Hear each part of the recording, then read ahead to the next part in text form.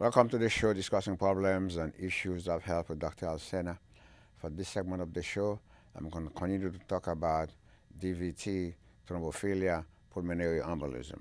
When I left off last week, I was giving discussions about the different things that are named thrombophilia. I now have a paper next to me that I'm going to point to show you how long the list of thrombophilias are.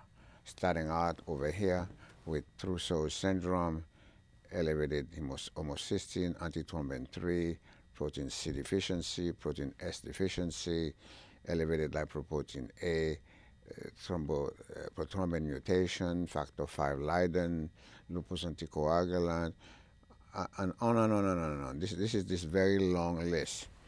What are thrombophilias? Thrombophilias are substances that we have in our bloodstream. They either are too low or they're too high. When they're too high, all human beings have two substances that circulate in the bloodstream that are responsible for the blood remaining liquid. And they are heparin, another substance was plasminogen. Heparin and plasminogen are the two substances that allow our blood to remain liquid. Any interference with either one of them or both, the blood becomes too thick and we want to clot. As I stated last week, there are two different types of clots. We call them thrombus.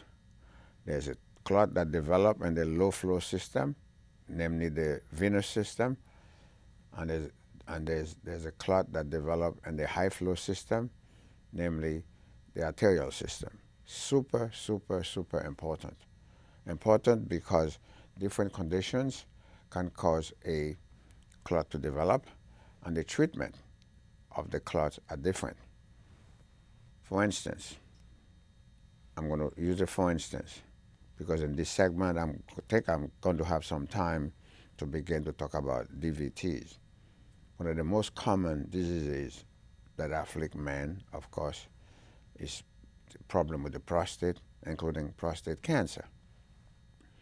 In the 21st century now, one of the techniques that urologists who are excellent physicians are using to treat prostate cancer, either they're going to get the patient ready for surgery, they do the biopsy, they know the type of the cancer, and then they're going to give the size of it as well. They're going to give the patient certain hormone in order to try to bring the size of the prostate gland down so that it will be easier for surgery to be done. And or it has been decided the patient, based on the stage of the prostate cancer, need hormonal treatment as part of the overall treatment of the prostate cancer, either together with surgery or because it was too advanced, hormonal treatment is going to be one of the key components of the management of the cancer that they decided not to operate. That's crucial. But all these hormonal treatments, all of them, all hormonal treatment that I use to treat men who have prostate cancer can cause the man to clot if these men have an abnormality in the blood, i.e. a thrombophilia, period. Is it the common practice for these men to be screened for thrombophilia before they are placed on the hormone? To the best of my knowledge, the answer is no. Should it be yes? Yes, it should be done. Not criticism, I'm just a medical educator telling you what the facts are. Not criticizing anybody, I'm telling you what the facts are.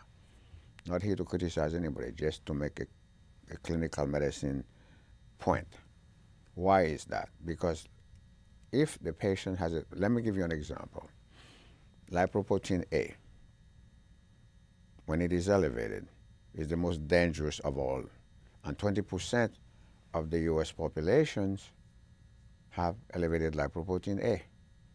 And most folks in the 21st century who are practicing medicine don't have a clue what lipoprotein A is. Even the people who are involved in the stroke business, and one of the most common causes of stroke happen to be elevated lipoprotein A. This is new stuff. What it does is that the lipoprotein A, as I mentioned last week, when it is elevated, it completely nullifies the effect of heparin and plasminogen. Totally nullified. So it takes over the bloodstream, making it hypercoagulable. Therefore, the least precipitating factor, you're going to clot. The clot may be in the low flow system. It could be in the high flow system, which is the arterial system, which involves the brain. You could stroke just like that. And when, of course, one of the deadliest thing that can precipitate a thrombophilia to cause clot is the female hormone and or the male hormone. When a man has prostate problem, we want to shut down the testosterone in the man that the prostate secretes, also known as androgen. The best way to do that is to use the female hormone. The female hormone will counteract the male hormone, brings the level down. Because one of the most common causes, believe it or not, of prostate cancer, besides hereditary and other factors, happen to be the oversecretion of testosterone / androgen that overstimulate the gland. That's why obesity is so highly associated with prostate cancer, because when you are obese, you have tremendous amount of fat cell around, and the first step in the production of a hormone of any type is you have to form the cholesterol ring. Well, the cholesterol ring, the first step in that, you need fat cell. Okay? This is it.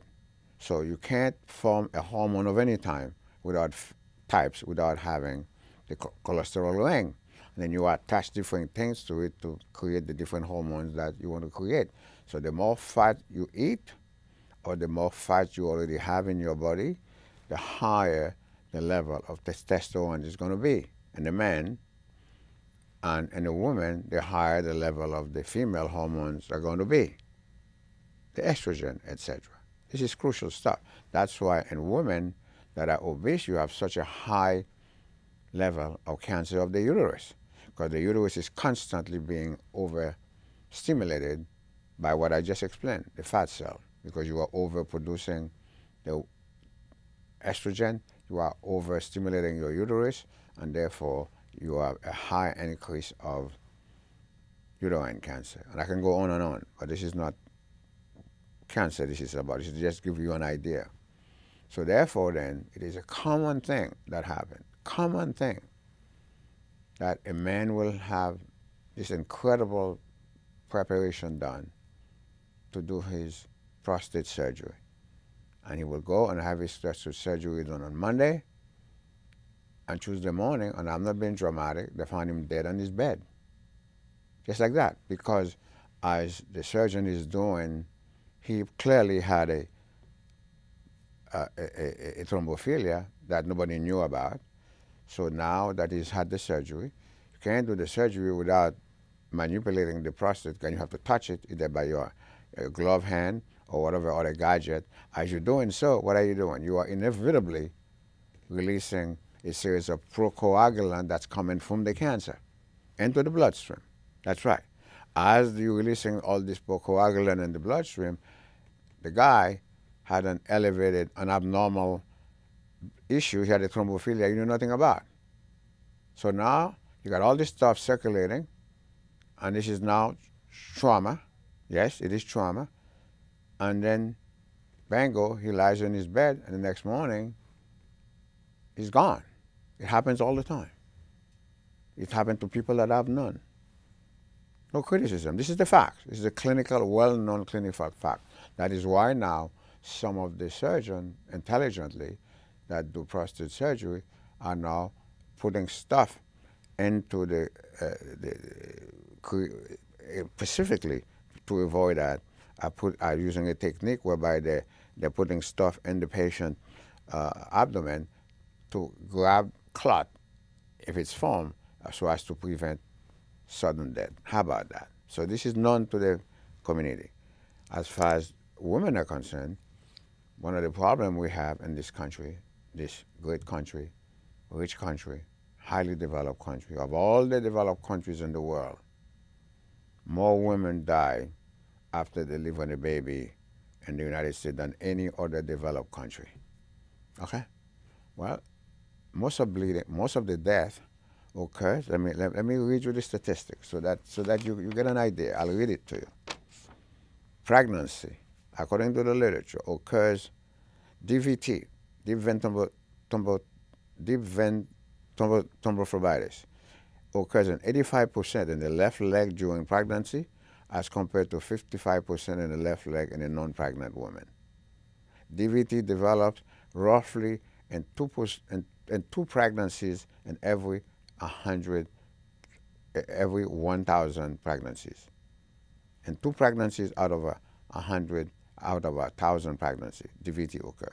And roughly 80% of postpartum DVTs occur up to 3 weeks after delivering the baby.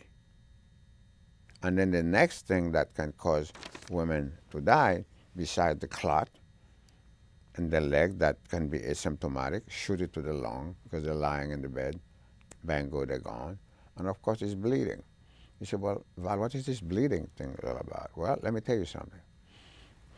There's a qualitative platelet conditions called von Willebrand. 70 million is the most common cause of platelet abnormality in the world, way ahead of the hemophilias. 70 million women, and individuals, men and women across the world, have von Willebrand disease, which causes them to bleed because the platelet is qualitatively abnormal, it's not aggregating. That's the #1 bleeding problem in the world. The hemophilia A and B are there, but they're way down in terms of quantity.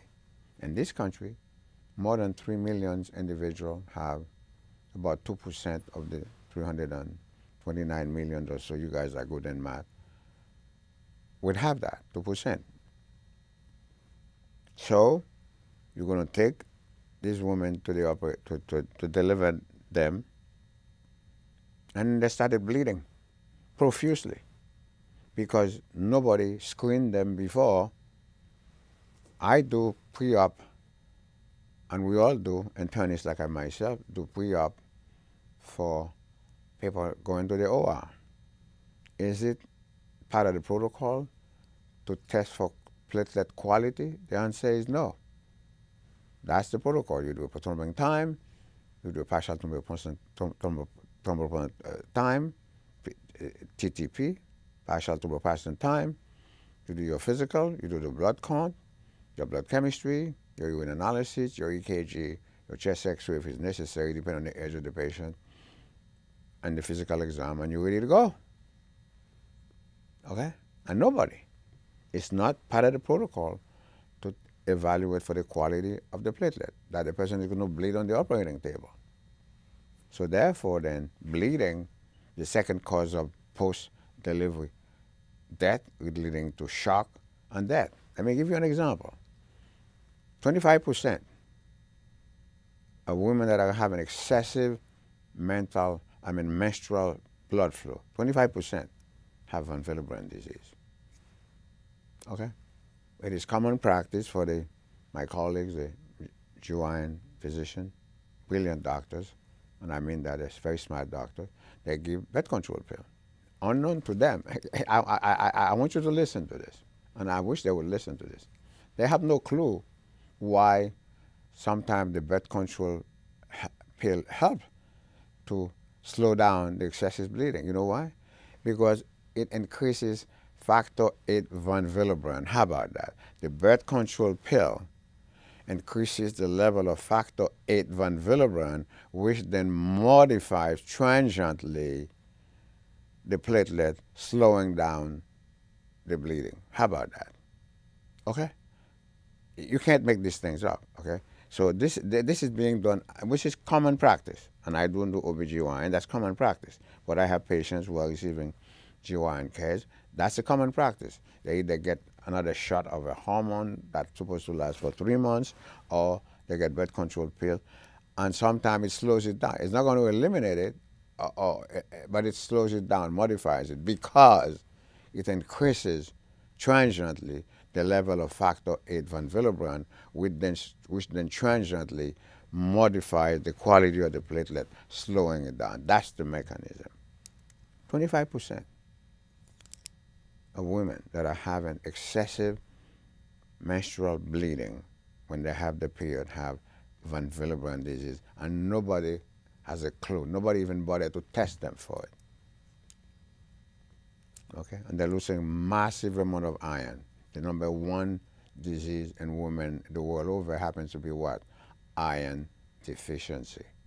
Okay, and try to get a prescription for iron for women in America. The insurance company won't pay for it. Yet they're more than happy to take the money. They take the woman money from the insurance every paycheck, and yet the number one disease the women have, which is iron deficiency, they won't pay for the iron because they put the iron in the category of vitamin. Give me a break. Okay? I have to fight. We can't make this up. I spent more than 2 hours a couple of days ago, more than 2 hours by myself without a secretary, arguing on the telephone to try to get a patient to get a CAT scan as a follow-up to having received chemo. Necessary, required. And a very nice lady that I was talking to, who's not a nurse, not a physician, she's got in front of her a piece of paper, and I have to answer these questions. Oh, they are torture. And God forbid, if you don't answer one single question which is completely nonsensical, the way they want you to, it's got to go higher up. So I had to tell her, I need to speak to a doctor. New York State allows me to speak to a doctor immediately, and not tomorrow, right away. Transfer me. Okay, so I get disconnected. Then I dial again. Thankfully, I wind up getting a real doctor she was very helpful, super smart. She couldn't be more helpful. She understands medicine. We connected quickly. She said, oh, yes, absolutely, this got to be done. And 2 hours. I had my little lunch around 2 o'clock.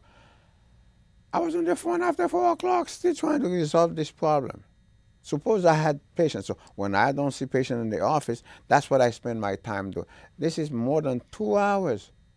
And someone who have a CAT scan in my hand, that's describing a mass that I was trying to bring down with chemo. And it takes basically a few minutes when I get to speak to a doctor. So I say, oh my God, yes, it's got to be done. This is the system. It is disgusting, it is corrupt, and it is inhuman. Okay? So, therefore then, let's get back then to, you got a list of thrombophilia here. I want to take the time in this segment to show to you, to start talking to you about deep vein thrombophlebitis. What is deep vein thrombophlebitis?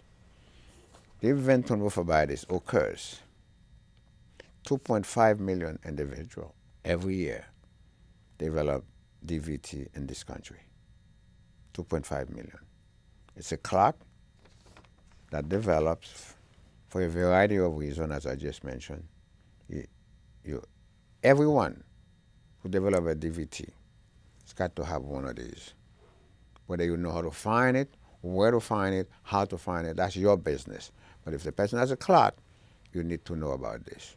Why is that important? Why is it important to know whether or not the person has a thrombophilia? It is important because if the person clot, he or she clots in a leg or in the arm, then you're going to evaluate it, which I'll tell you about in a minute. Everything is different. The patient had thrombophilia, you know about it, and I know all my patients because I test all my patients for thrombophilia.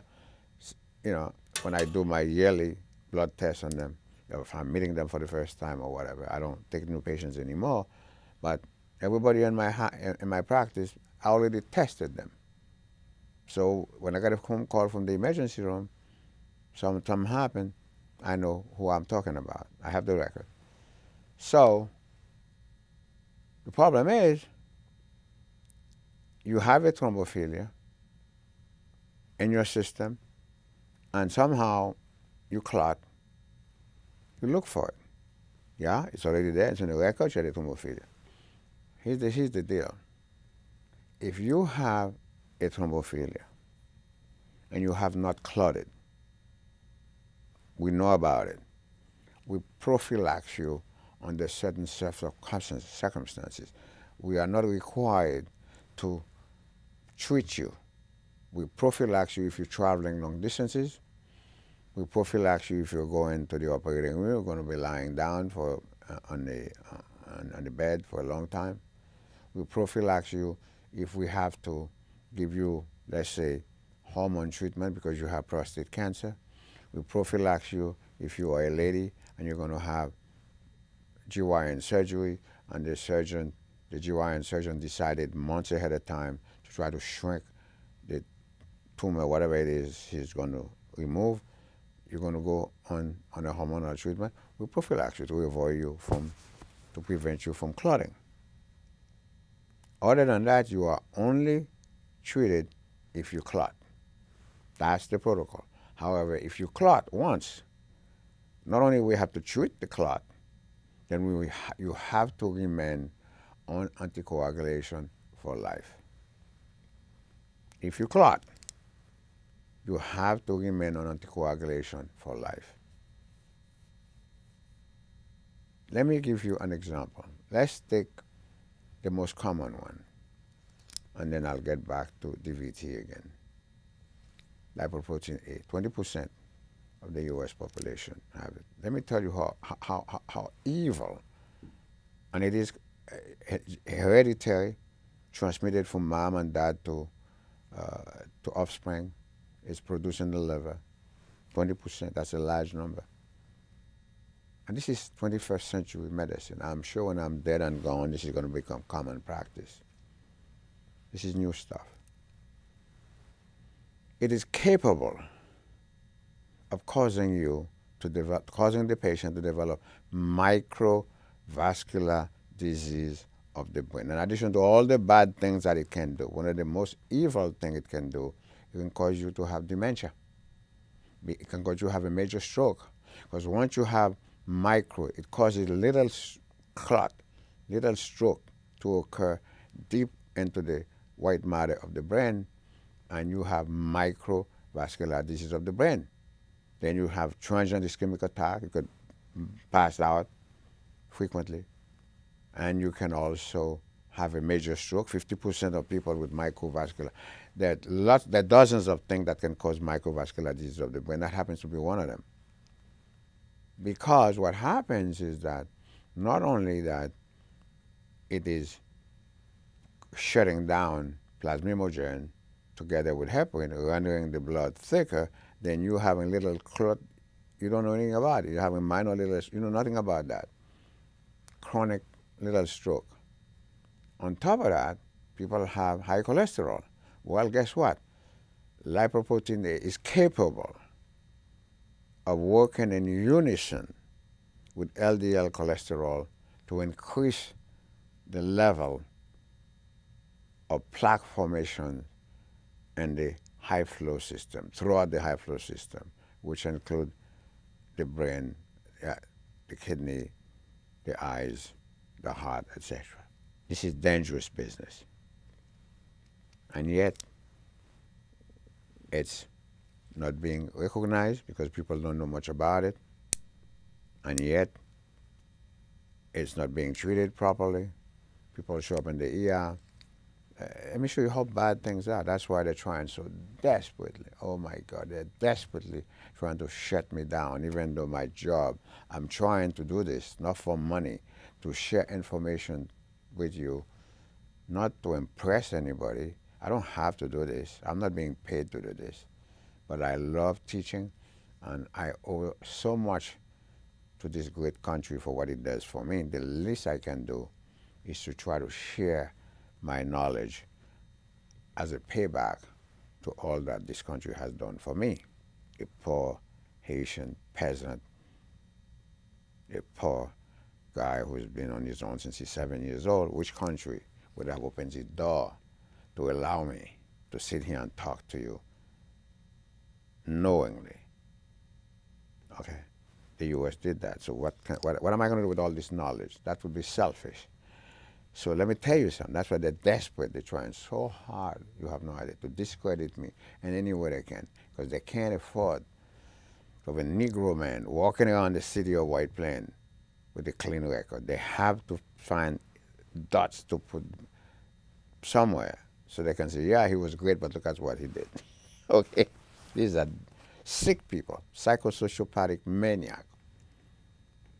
So, therefore then, you have to understand that you could have major problem and nobody is screening for lipoprotein A yet.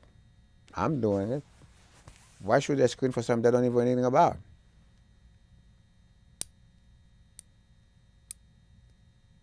Okay? It's 20%. Look it up. 20% is a large number. We have 229 million people in this country. 20% of them have elevated lipoprotein A. You're going to tell me you're not making it your business to learn this stuff so you could provide proper care for patients? And you show up in the emergency room, people are going to give you 2 aspirin for no reason whatsoever, and yet you may have von Willebrand disease where aspirin is contraindicated. You're going to tell me somebody's going to take you to the operating room to operate on you, and then once you leave the OR, they're going to give you medication which is an NSAID. Toradol is a great medication. It's an NSAID. It's going to make you bleed like mad because Toradol is an NSAID. It's a great medication. But give me a break. I just finished telling you. You're going to take somebody to the OR, do fancy surgery on them, take them in the ICU, and because the anesthesiologists don't want to deal with the pulmonary problem associated with suppression of narcotics, so they resort to Toradol. But what they don't know, Toradol is an NSAID.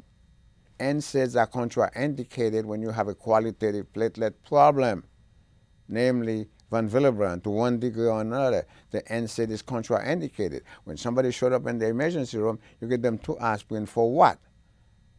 Why are you giving them 2 aspirin for when they may have von Willebrand and you don't know anything about it? And aspirin is contraindicated. If you have a condition that causes you to clot secondary to lipoprotein A, aspirin doesn't work to treat